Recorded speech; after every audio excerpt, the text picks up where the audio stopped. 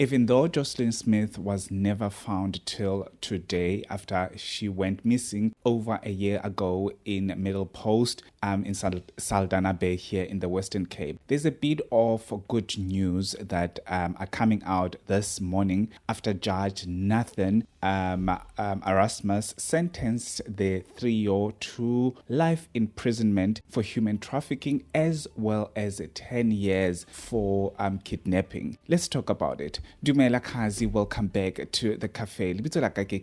If you are new here, welcome, and if you are returning, thank you so much for gracing us with your presence. I'm a bit of a high-spirited today because I can see that something is happening regarding this case, even though I don't know if I should be excited about it or I should be worried about it, because obviously we haven't found Joslin Smith, and Joslin Smith is the matter in this whole thing. Yes, we want to see justice prevail and all of those things. We want to see this trio behind bars, but we also will be wondering throughout what happened to Joslin Smith. We don't know. These people don't really see to tell the truth on what happened to this little girl. But anyway, let's get into this video.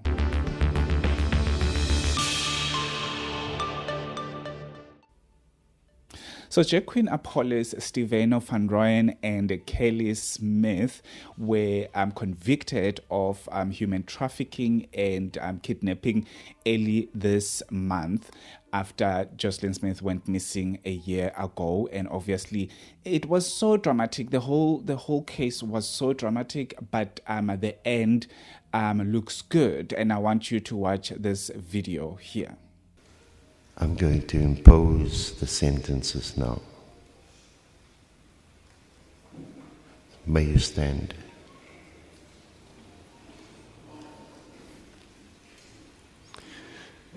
Mr. Appollis and Mr. van Rhyn and Ms. Smith,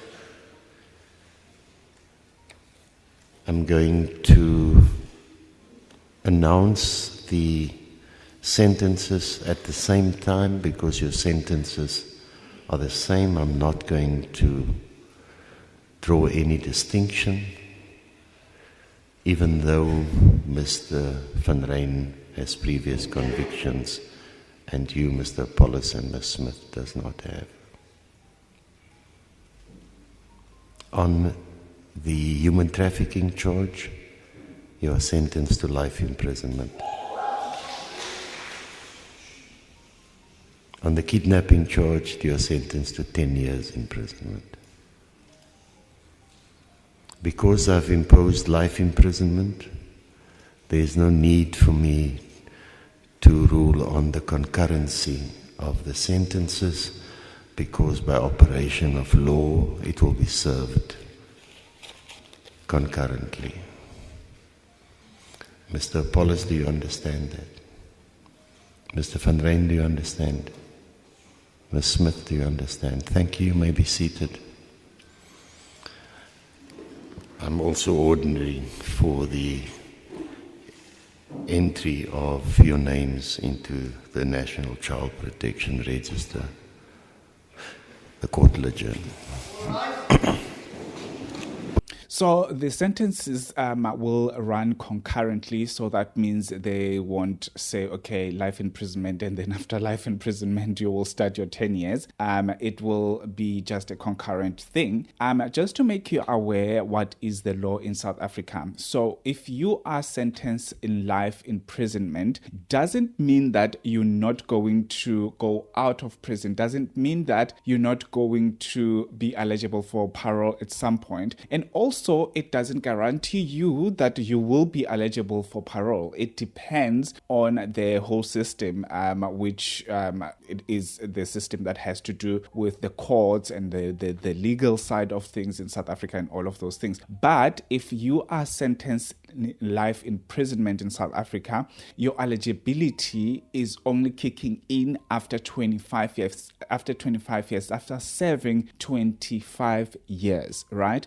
So with these two sentencing that are running concurrently, that means by the 25th year, the 10 years would have been fallen away, and the actual 25 years will be starting and say, okay, because we see that you have been rehabilitated and it looks like that you can be able to go back to the community. Obviously, you will be able to get the parole. But if they feel like you're not fit enough to go back to the community, you're still going to serve your life imprisonment. So the 25 years is not guaranteed that after 25 years you will go out. As you all know that Appollis, or rather Van Rhyn has also been convicted before. So he has been behind bars before, and so it's nothing new for him.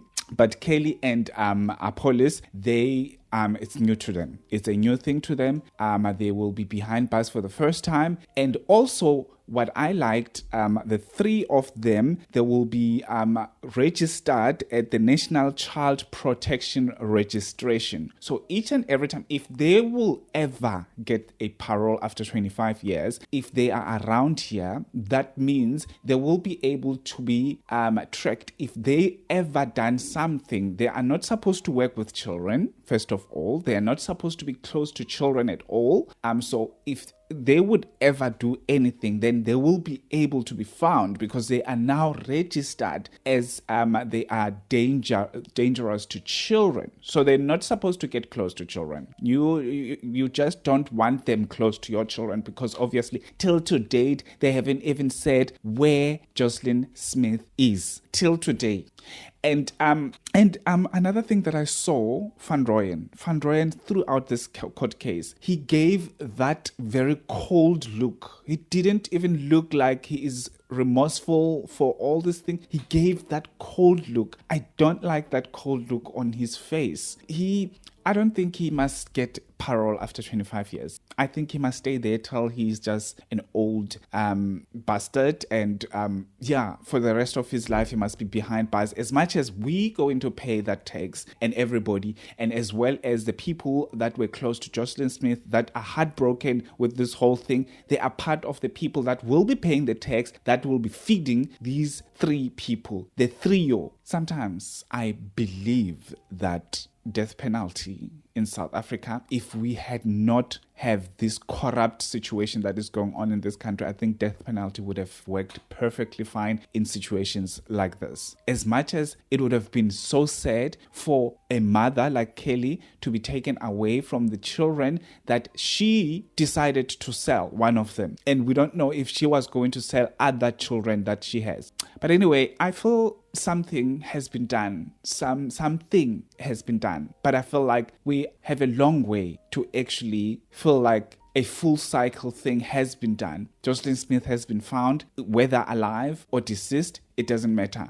And then these people are behind bars as well. So as much as it is a victory, on the other hand, it's not, because Joslin Smith is not around at all. So we don't know if this child has been sold to a pedophile who is sexually exploiting her, or we don't know. Those things would come, especially to the loved ones of Joslin Smith. Those things would always come all the time. So that means for the rest of their lives, they will always have questions that are unanswered, and no one is going to answer them unless the trio will speak. Unless Kelly Smith, which is Joslin Smith's mother, will come up and say, you know what, let me tell the truth. Because obviously, if her own mother, guys, I don't know. I think we should celebrate the part that justice has been served. But as I said, on the other hand, we should still keep Joslin Smith in our prayers, that one day her loved ones would know what happened, what really happened to her after she was sold. Thank you so much for watching till this far. Please let me know, what do you think about the sentencing? Do you think it's fair? Do you think it's